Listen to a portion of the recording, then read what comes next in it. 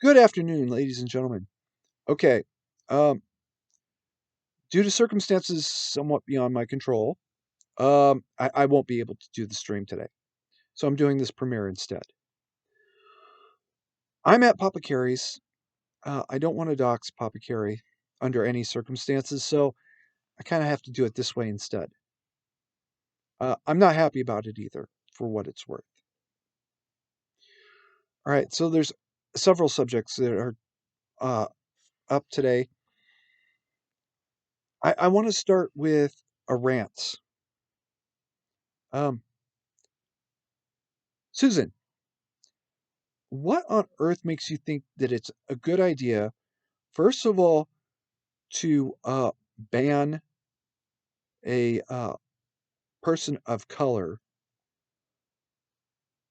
because another person of color used one of the actually bad words, the verboten words? What on earth made you think that this was a good idea? Worse still is what on earth made you think that it was a good idea to ban her because her guest dropped the N bomb after she's appearing on a third channel entirely. Don't give me some bullshit. I don't want to hear it. Exiled Lioness's channel got nuked because because her guest dropped the N bomb. But you know what? It's pretty obvious that she got banned because she appeared on UC's channel. And no other reason. Right? I get it. You don't like UC. I don't like him either. Right? He's one of those annoying little trolls of the universe that we all have to sort of deal with from time to time. Here's something you should really take to the bank, though. First of all, we all know that you've been moving goalposts. Little at a time. Oh, a reasonable uh, uh, uh, uh, limitation, right? No, you're not fooling anybody anymore. We all know that these limitations are not about what's reasonable and appropriate. It's about making sure that nobody says something that you didn't like. But it gets worse, honey. See, I, of all people, and I'll get back into this in a little bit, know how those goalposts get moved.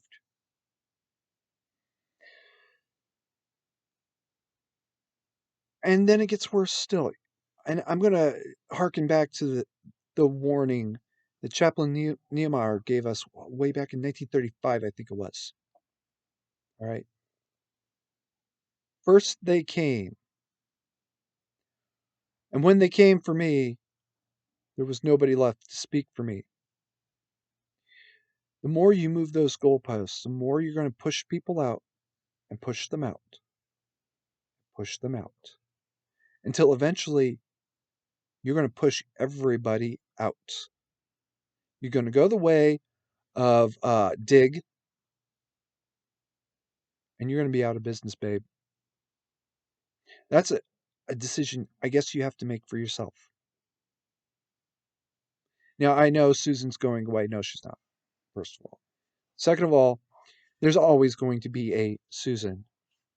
So get used to the idea that we love you, Susan, you cunt, is not going away anytime soon. Uh, the next subject. I recently asked a gun control supporter to come debate me.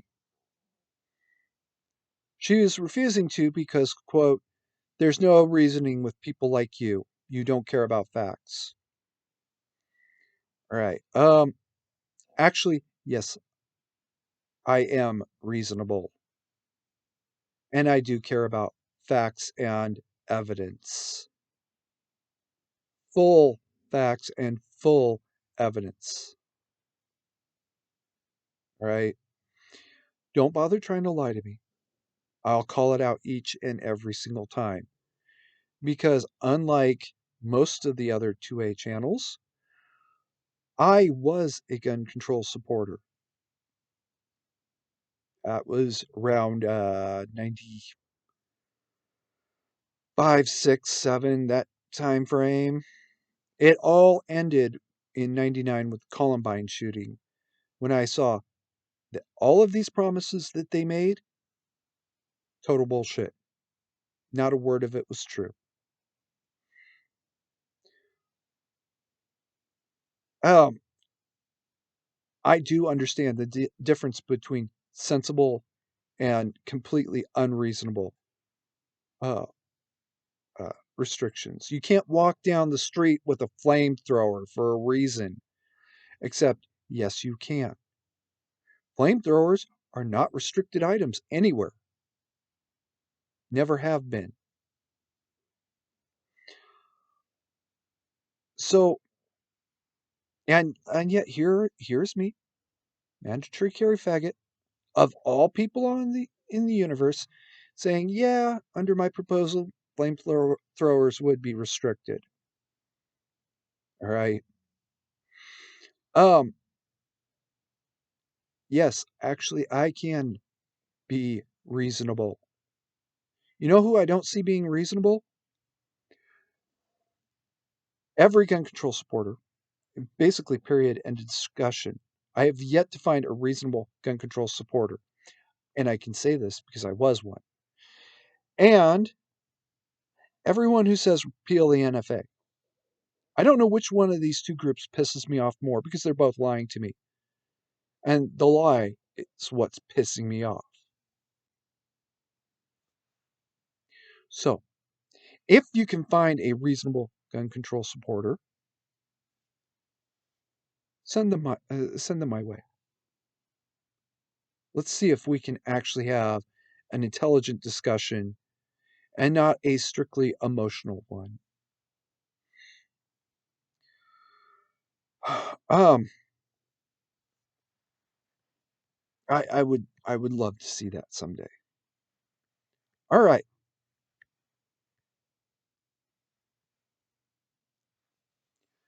Now to the announced subjects. Uh, California is trying to ban body armor. There is absolutely no logical and reasonable basis for this ban.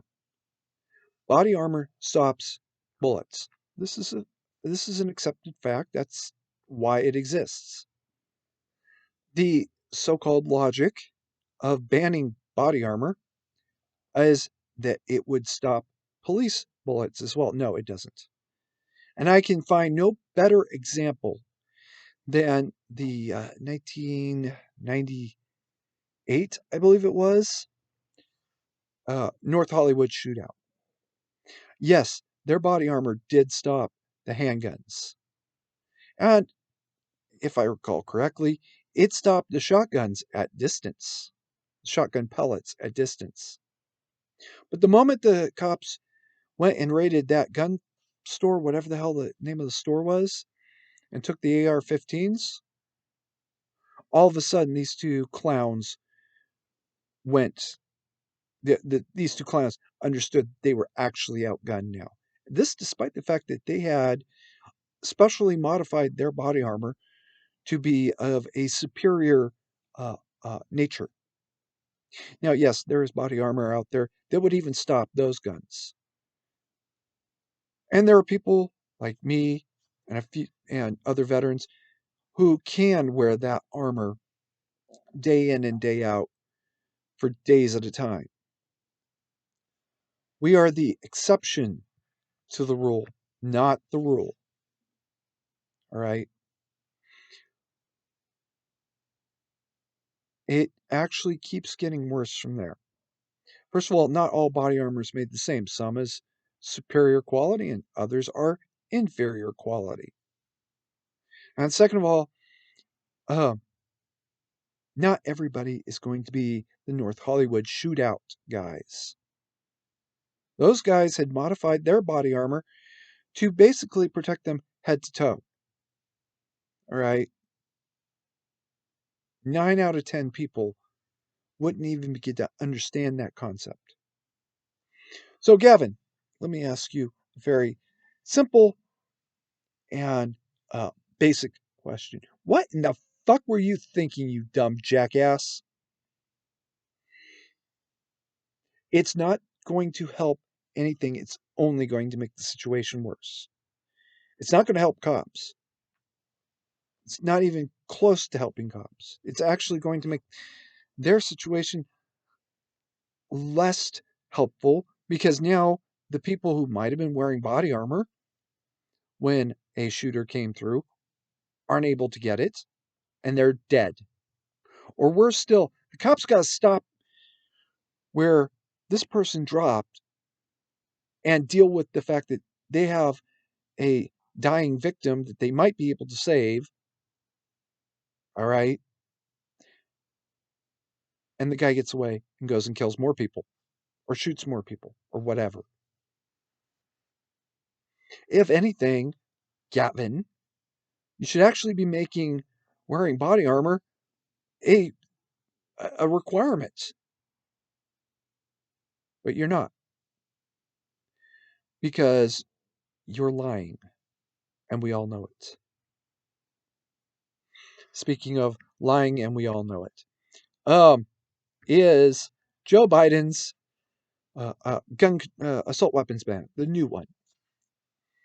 In 1991, Senator Joseph Biden of Massachusetts proposed an assault weapons ban. Didn't ban any assault weapons. All of the assault weapons had already been banned.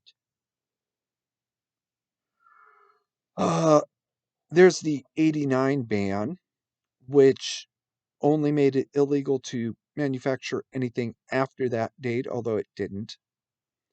And the 1934 ban, National Firearms Act. The National Firearms Act said that if you have $200, you can buy anything you want. $200 per piece. All right, so if you want an M2 carbine, you can get an M2 carbine.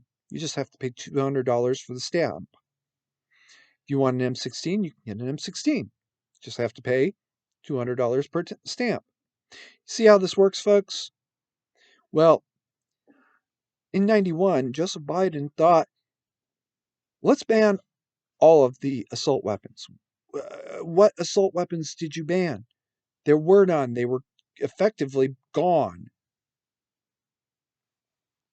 Well, no, they did this. Pay attention, folks, because this is the goalposts I was talking about earlier. By redefining assault weapon.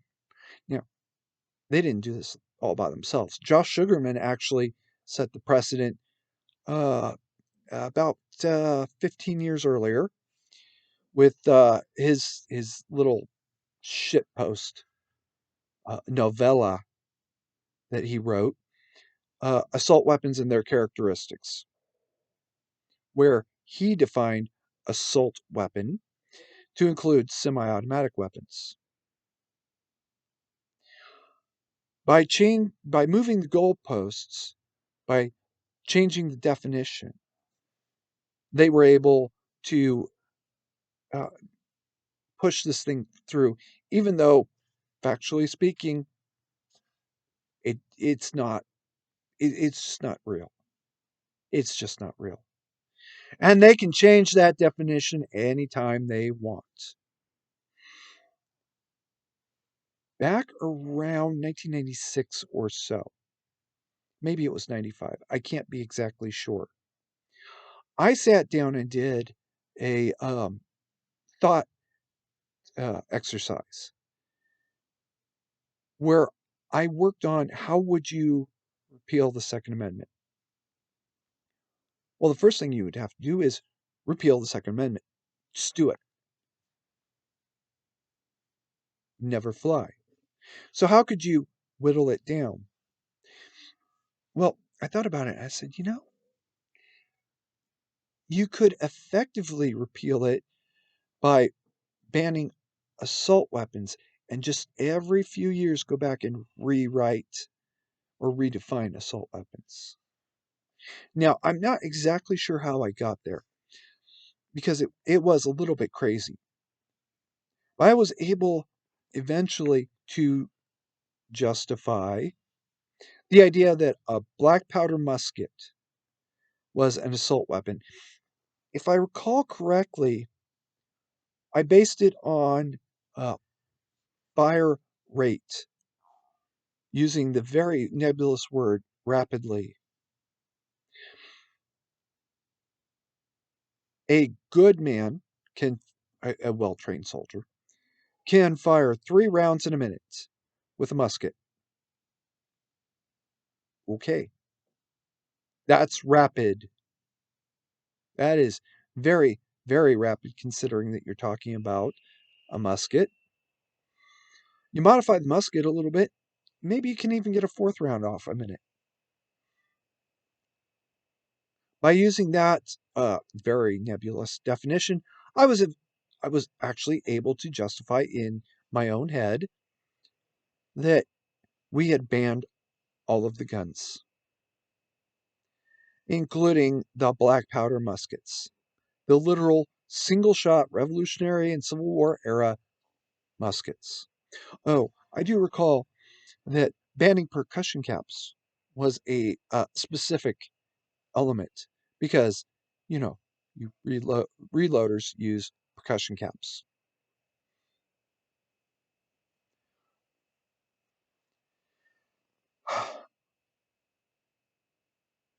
That is how they would justify rolling it back and rolling it back. Sooner or later, they eventually do ban all of the guns, just across the board. New York Times carried, was it New York Times? Yeah, New York Times carried an op ed that said that muskets were just as lethal as they were in the 1890s. Now, props to Washington, or New York Times, that at least they recognized a relatively accurate uh, uh, end time. 1890s is about right. The effective death of muskets on the battlefield. They still tried to equate muskets to literally anything else. Do you see how ridiculous this gets? Well, you don't. Because the title of the article was Repeal the Second Amendment Already. No, no, no. Yes, it's time to repeal the Second Amendment. I'll put a link to that in the description if I can find it. And if I can't find it before this is up, but later on, I'll put it. I will link the post. I will include that as a reply, as a comment, and pin that because, well, because I don't like doing that. I don't like pinning my post or my comments. It's very pretentious and self-aggrandizing. Oh, look at me! I'm so important. No, not. But it is sometimes necessary. You're not fooling anybody. We know you're going to keep moving the goalposts every time it's convenient. Worse still is this is first degree murder. Whether you like it or not, yes, this is first degree murder. You are creating a circumstances where you know people are going to die and you just don't care. Let them die, right? Well, that doesn't even make any sense, but you're doing it anyways. Okay, I found some other stuff that is of interest. And I will try to get links into the description. The Telegraph reports that Iran is gearing up to attack Britain in the West. Uh, with the world attention understandably focused on the Ukraine crisis, we should not be surprised that the rogue nations should be seeking to exploit the conflict in order to advance their own agendas. Here's the thing: Iran is not exploiting the crisis, they're creating it. They've been creating it since 2005, 6, something like that. And that's not me speaking.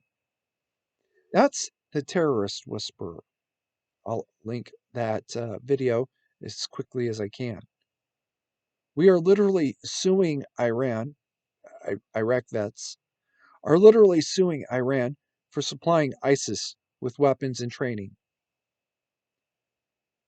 And it's been going on since at least 2006. I've been saying this was coming since 2014, publicly since 2015. What does it finally take for you people to understand that, yeah, Carrie's crazy? Right? Yeah, I am. I'm crazy, but I'm right.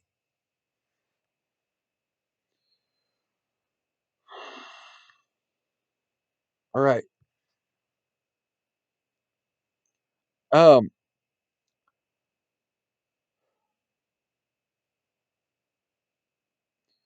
Colorado Democrats are pushing for a new gun ban. Let's see. Oh, I thought I had the right story.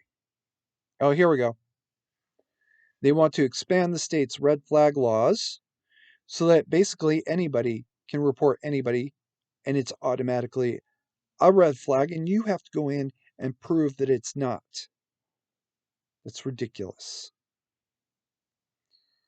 Um, Allow anybody to sue anybody at any time, no matter how long ago it happened, no matter the reasonability and time, or how nebulous the complaint is. They also want to expand it from the gun owner to the gun maker.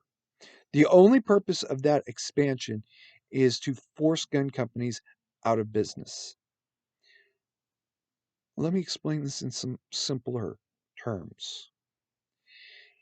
It doesn't matter where or how, where the gun was bought or how it got into the state. As long as it got into the state, the company can be sued. All right. And they can be sued literally out of existence. That has happened before. It will happen again.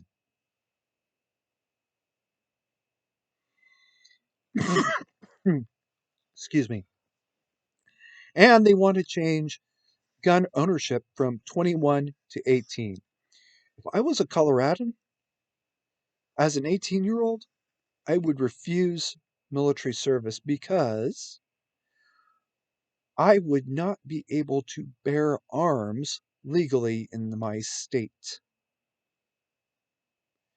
You get the military involved where recruiting is down uh, even 5% because one state is refusing to uh, uh, teenagers, 18-year-olds in one state are refusing to join, you'll have their attention very, very brightly. Most people don't realize this, but U.S. Uh, uh, uh, school lunch program, free and reduced cost school lunch program, did not start as a social program. Democrats weren't in support of it.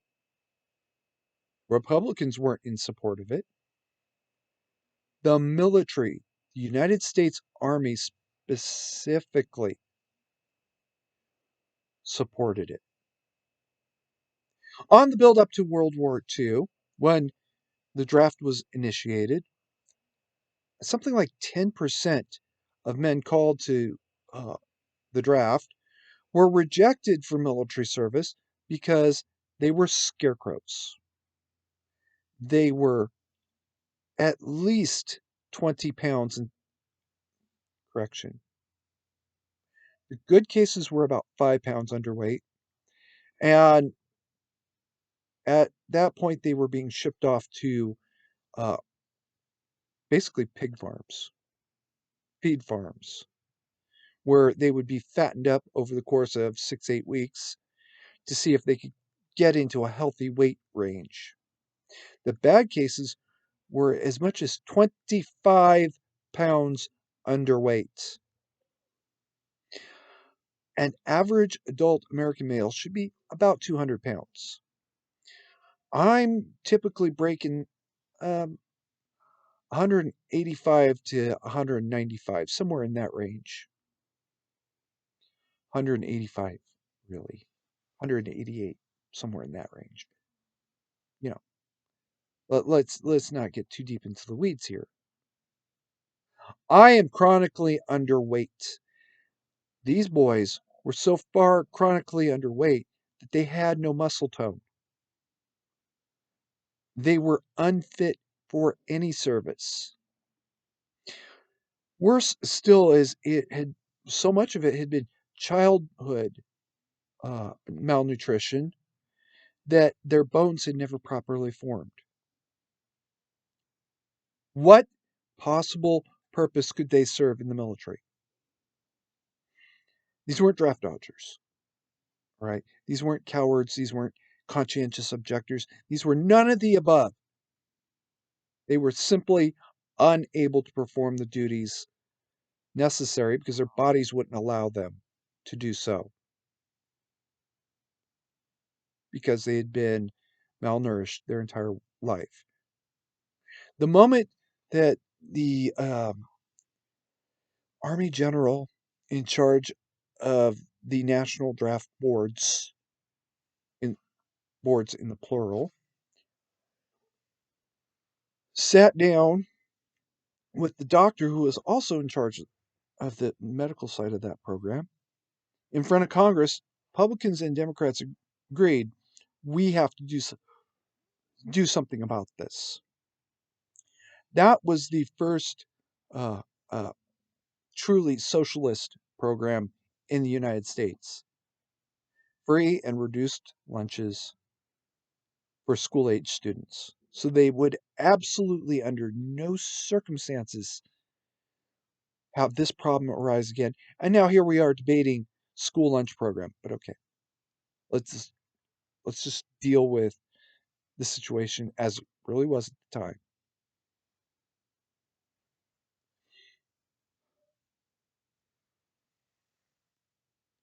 And now we have the state of Colorado saying, no, you're not 21. You cannot bear arms in our state. How, explain this to me, gun control supporters, and use very small words. Not because I don't understand the big words. I understand the big words a lot better than you do. That's why I want you to use the small words so that I know you understand the words you're using. How does this make sense? How do you justify having a 19-year-old uh, carrying an M16, even if it's just on base, carrying an M16 inside of your state? How do you justify allowing a 19-year-old to be drafted if he cannot legally have the same gun he's been issued? I, if I were a Coloradan at that point, I would just refuse even to fill out my draft card, or worse still, seek an exemption. Colorado, under 21. Now, of course, the law being written the way it is, that will go nowhere for a while. But I think I can name off the top of my head a uh, well uh, known attorney who would be very interested to take that case. To be completely fair about it, Bob is not how do I put this? He's only as honest as he wants to be when he wants to be that way. Yeah, that's not a very nice thing to say. It's true, Bob. Eat it and enjoy it.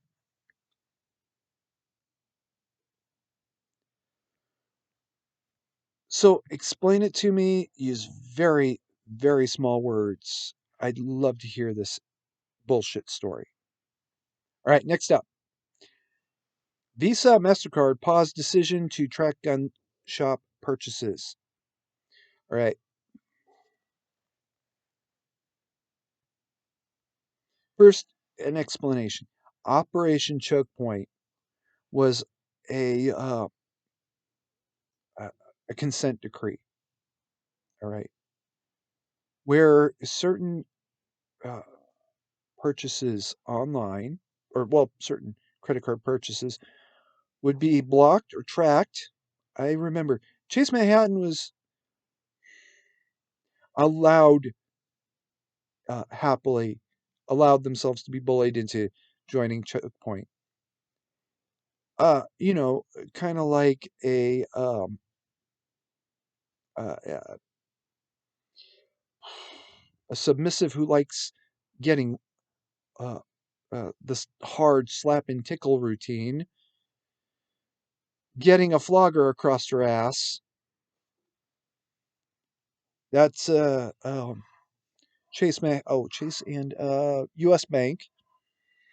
You know, choke me harder, daddy. Uh, it, and that's really the way it was. Um,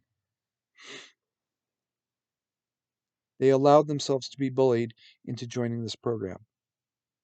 Firearms purchases was one of the things that they were supposed to not allow.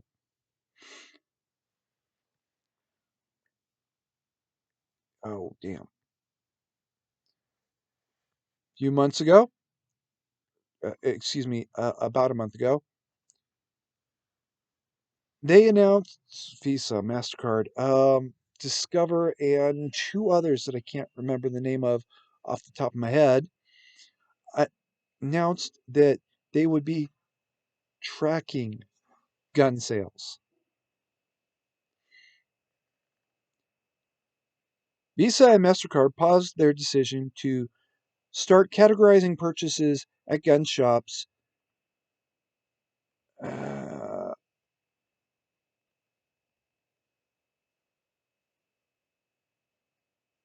okay,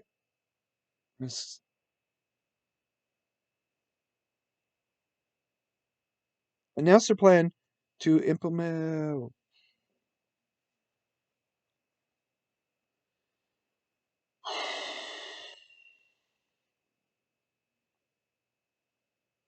Uh, in a statement, Visa indicated that the legal pushback was partly the reason they have paused their implementation. There is now significant confusion and legal uncertainty in the payment ecosystem, and the state action disrupts the intent of global standards. Yeah, well, that's bullshit, and we all know it, but whatever. If it helps you sleep at night, it was a malicious act to try to intimidate gun owners into not buying because they knew that even if there was no federal record, there would always be this private record, and that private record could be dipped into at any time by anybody without a warrant. All they had to do was walk in and ask. This is the reason why there's a specific clause in Dataslav that does not allow those records to be kept. They can be kept for purposes of fraud only, and then once it's proven to not be fraud, or and I believe it after 6 months, those records have to be destroyed. Um, I remember I call it the Chase uh, uh, clause. I'm just saying.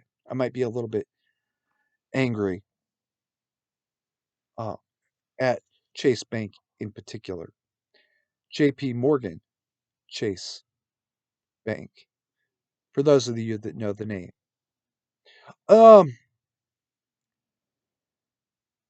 This is ridiculous that we even have this discussion.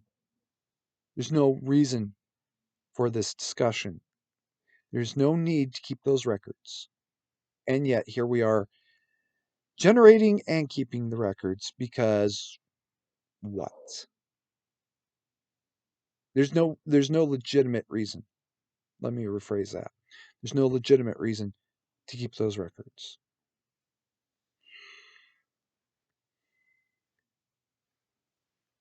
So, Telegraph, I think it was.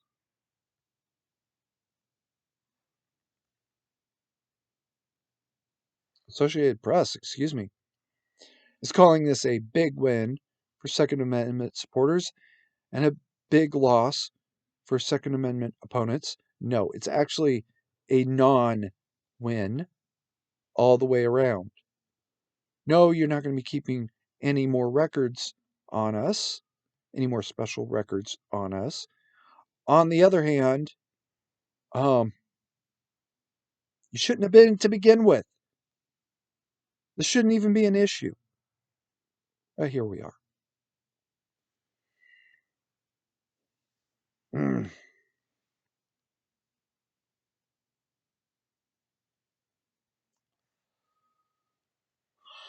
Okay.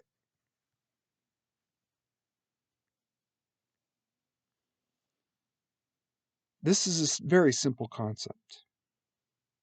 Had the founders foreseen the future, they would have written a very different Second Amendment.